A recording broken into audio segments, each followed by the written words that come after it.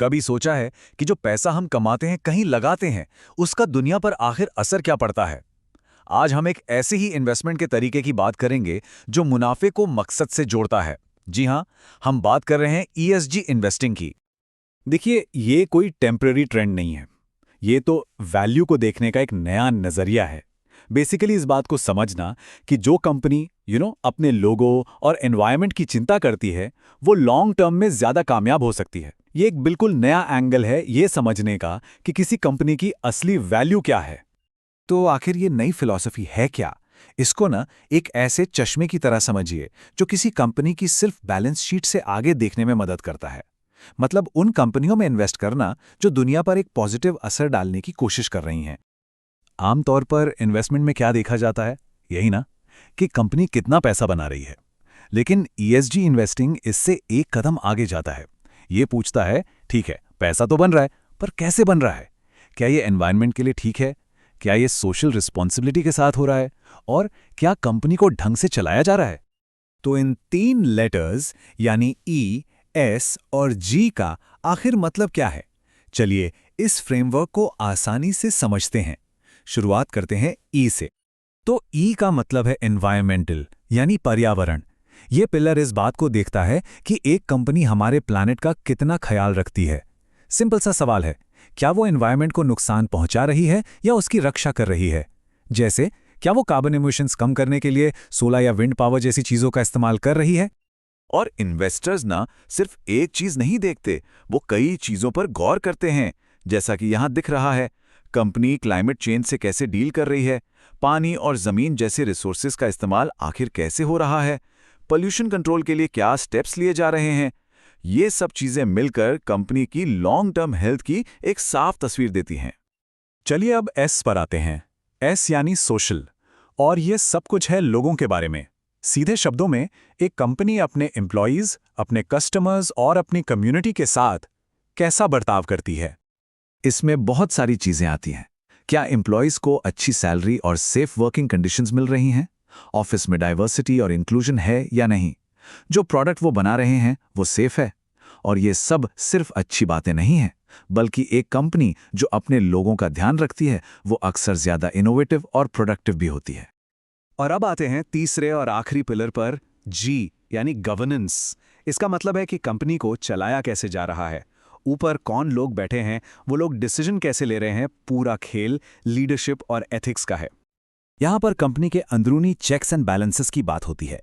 क्या board of directors independent है? क्या टॉप एग्जीक्यूटिव्स की सैलरी आसमान छू रही है या एक रीजनेबल लेवल पर है? ये सारी चीजें इस बात को पक्का करती हैं कि कंपनी में ट्रांसपेरेंसी और ऑनेस्टी है, जो इन्वेस्टर्स के लिए सबसे जरूरी चीजों में से एक है। सुनने में तो ये सब बहुत अच्छा लगता है ना? लेकिन अब उस सबसे बड़े सवाल पर आते हैं जो शायद अभी सबके दिमाग में चल रहा है। इस सब से पैसा भी बनता है या नहीं? क्या अपने उसूलों के साथ इन्वेस्ट करने का मतलब है कि रिटर्न्स कम मिलेंगे? मतलब क्या डूइंग गुड और डूइंग वेल एक साथ नहीं हो सकता? चलिए इस गलत फहमी को अभी दूर करते हैं। एक के बाद एक स्टडीज ये दिखा रही हैं कि जिन कंपनियों की ईएसजी परफॉर्मेंस मजबूत होती है वो लॉन्ग टर्म में अक्सर बेहतर फाइनेंशियल रिजल्ट्स देती हैं। तो ये एक मिथ ही है। तो इन्वेस्टर्स के लिए फायदे सिर्फ रिटर्न्स तक सीमित नहीं हैं। इससे लॉन्ग टर्म में रिस्क मैनेजमेंट बेहतर होता है। और हाँ, एक सुकून मिलता है कि पैसा ऐसी जगह लगा है जो पर्सनल वैल्यूज से भी मेल खाती है। बेसिकली एक फ्यूचर रेडी पोर्टफोलियो बनता है। और कंपनियों को क्या मिलता है? उनके लिए भी फायदे साफ हैं। एक अच्छी ईएसजी रेप्यूटेशन से बेहतरीन टैलेंट को अट्रैक्ट करना आसान हो जाता है, कस्टमर्स का ट्रस्ट बढ़ता है और कभी-कभी तो सस्ते में कैपिटल भी मिल जाता है। So it's a win win. ठीक है, अब सवाल ये है कि ये सब शुरू कैसे किया जाए। आखिर एक ऐसा पोर्टफोलियो बनाएं तो बनाएं कैसे जो इन सब बातों का ध्यान रखे। चलिए इसका प्रैक्टिकल साइड देखते हैं। इसका पूरा प्रोसेस आमतौर पर इन 4 सिंपल स्टेप्स में बांटा जा सकता है। और सबसे पहली चीज है ये तय करना कि कौन से ईएसजी मुद्दे सबसे ज्यादा मायने रखते हैं। दूसरे स्टेप में एक स्ट्रैटेजी चुननी होती है।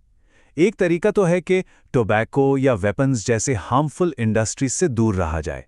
इसे एक्सक्लूजनरी स्क्रीनिंग कहते हैं।